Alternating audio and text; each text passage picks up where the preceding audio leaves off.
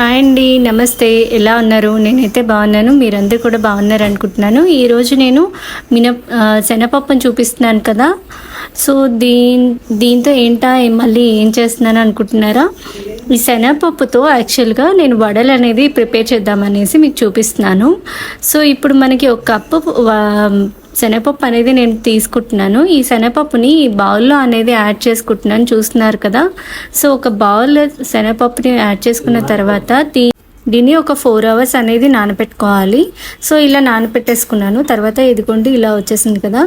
So drain చేస్తాను. తర్వాత ఇది కాస్త నేను మిక్సీ జార్లో వేసుకుంటున్నాను.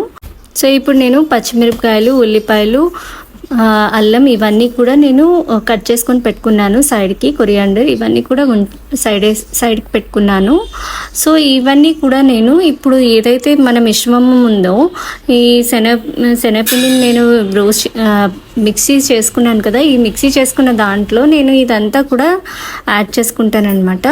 సో చూస్తున్నారు కదా, ఇది బౌల్లోకి తీసుకున్నాను. సో దీంట్లో కొద్దిగా సాల్ట్ అనేది తగినంత సాల్ట్ వేసుకుంటున్నాను. సో 1 స్పూన్ సాల్ట్ అయితే వేసేసుకున్నాను.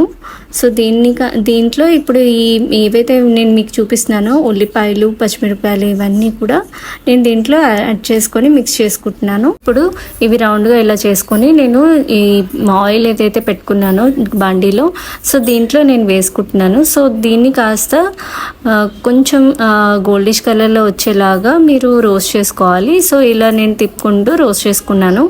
సో చూస్తున్నారు కదా, రోస్ట్ అయిపోయాయి. నేను ఒక్కొక్కటిగా నేను సర్వింగ్ ప్లేట్లోకి తీసుకుంటున్నాను. సో ఇలా నేను వాయిల్గా వేసాను. సో రెడీ అయిపోయాయండి.